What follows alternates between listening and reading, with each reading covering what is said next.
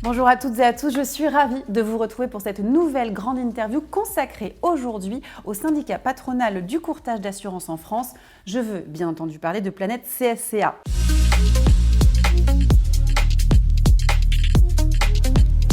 Nous recevons son nouveau président Jean-François Cousin. Quels sont ses projets, quelles sont ses grandes ambitions? On va voir ça avec lui tout de suite. Bonjour Jean-François. Bonjour. Merci de votre présence sur la grande interview. Alors je vais vous demander aujourd'hui votre positionnement, le positionnement de Planète CSCA précisément. Aujourd'hui, notre volonté, c'est d'accompagner tous les courtiers, au-delà de leur spécialité ou non, de leur taille. Nous voulons le représentant du courtage auprès des pouvoirs publics.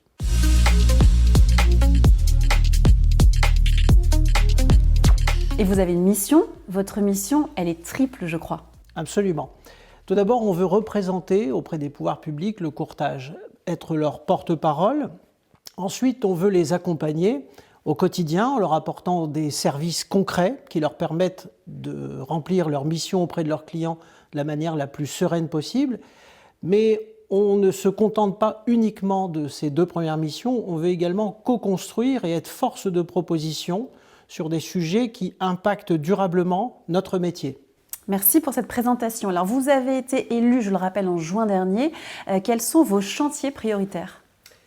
J'ai été élu le 6 juin et ma première décision a été de traiter un sujet qui est absolument fondamental, c'est la simplification. Oui.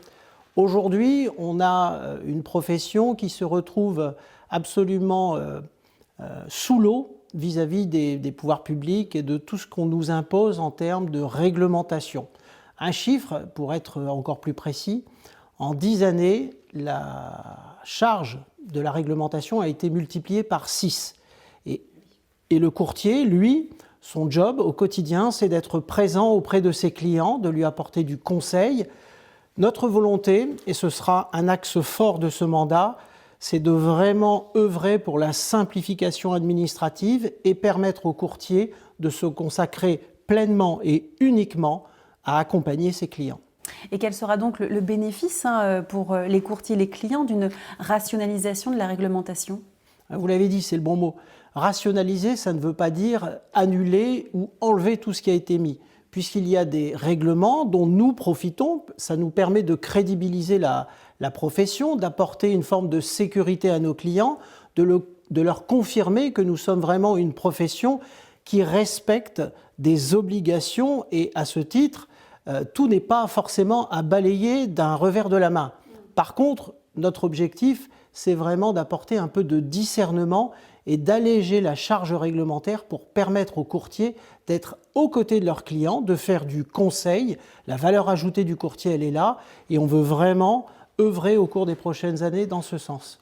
Et quelle est l'action lancée par le syndicat ?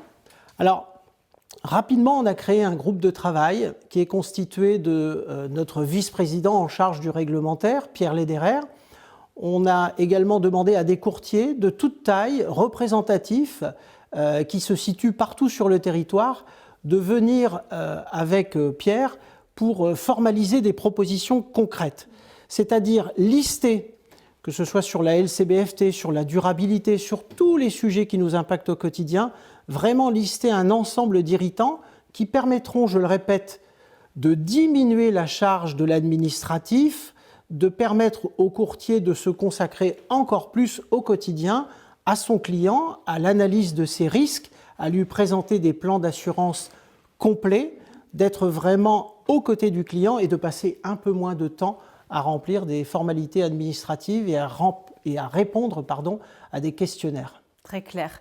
Alors, pour atteindre ces objectifs, quelle va être la méthode que vous allez adapter au sein du syndicat durant votre mandat ? Je crois qu'il y a une notion de collectif qui est très importante.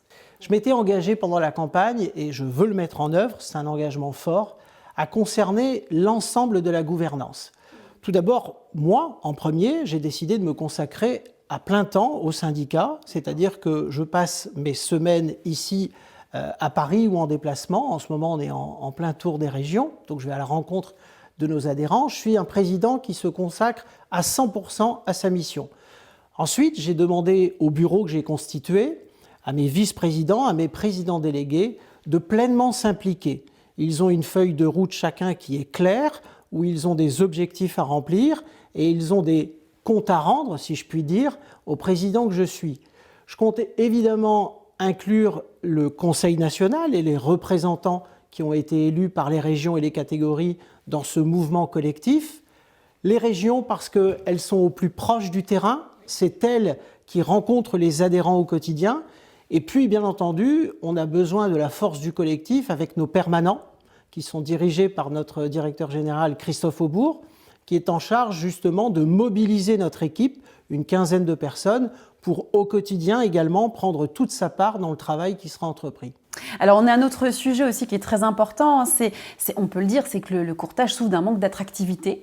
Est-ce que c'est une des missions de Planète CSCA de rendre le courtage plus attractif? Et si oui, comment faire? Comment procéder? Alors, non seulement c'est une mission, mais c'est une obligation.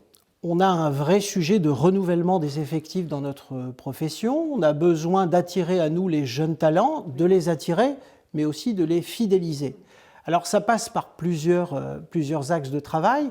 Un premier, c'est de faire la promotion de la profession auprès des plus jeunes. Ça, c'est quelque chose qui est entrepris dans des salons depuis très longtemps. On ne va pas réinventer ce système-là. Par contre, on peut l'amender, l'améliorer. On a mis en place, certaines régions l'ont déjà fait. En région parisienne, c'est vrai avec Dauphine. Dans le Nord, c'est vrai avec l'Université de la Cato. C'est également vrai dans le Grand Est. Des formations spécifiques qui permettent à des jeunes de se former à la profession de courtier ou en tout cas à des métiers du courtage pour justement être en capacité de les faire venir à nous. Okay. Et quelle est la position du syndicat sur les nouvelles technologies? Parce que vous parlez de rétention des talents, mais c'est vrai que la technologie, la digitalisation fait partie du métier du courtage et de l'assurance et ça peut aussi, j'imagine, attirer et retenir les talents.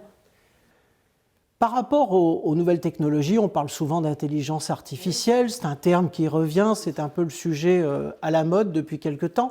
Ce qui est certain, c'est qu'on ne peut pas regarder le train passer et ne pas s'emparer du sujet. Donc que ce soit pour attirer les jeunes à nous, il faut évidemment qu'on ait un discours assez offensif sur ces sujets-là, mais pas seulement.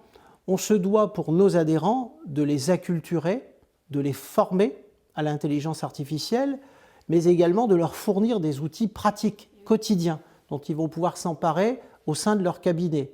Si on laisse passer cette opportunité, je crains que le courtage soit en grave danger, comme tous les métiers de conseil d'ailleurs.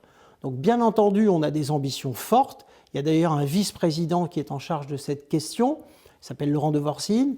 Il y a une commission qui est dirigée par Christophe Bastuc qui s'est également emparée du sujet. Ce que nous voulons, c'est y aller par étapes. C'est déjà bien cibler nos objectifs, ce qu'on appelle les cas d'usage, voir de quelle manière on peut le placer dans la chaîne de valeur. Et lorsque nous serons prêts, lorsque nous aurons un discours cohérent à présenter, nous irons à la rencontre de nos adhérents pour leur présenter l'outil. Très bien. Et qu'en est-il de l'attractivité en lui-même de Planète CSCA? Alors, aujourd'hui, le syndicat, c'est 80% du chiffre d'affaires de la profession. C'est un peu plus de 2300 adhérents. On a des objectifs forts, ambitieux. On va y mettre des moyens, puisque j'ai là également fixé une feuille de route claire. L'ambition, c'est de passer le cap des 3500 adhérents avant la fin de ce mandat. Comment on va y parvenir? En apportant toujours du service concret, parce que nos adhérents sont évidemment en attente d'outils. Ils ont besoin d'outils pratico-pratiques du quotidien, mais également en étant toujours présents sur les sujets de fond. Tout à l'heure, on parlait de représentativité de la profession vis-à-vis des pouvoirs publics. Il faut qu'on soit sans doute un peu plus offensif, que l'on montre parfois un peu plus les dents pour bien faire sentir à nos adhérents et à ceux qui hésitent encore un peu à nous rejoindre aujourd'hui qu'on est là pour défendre la profession et en faire la promotion au sens le plus large possible. Bon, de beaux objectifs, une belle feuille de route pour rendre le courtage de plus en plus attractif avec votre syndicat. Merci Absolument. beaucoup pour ce partage de projets et d'ambition. En tout cas, merci. Merci à vous.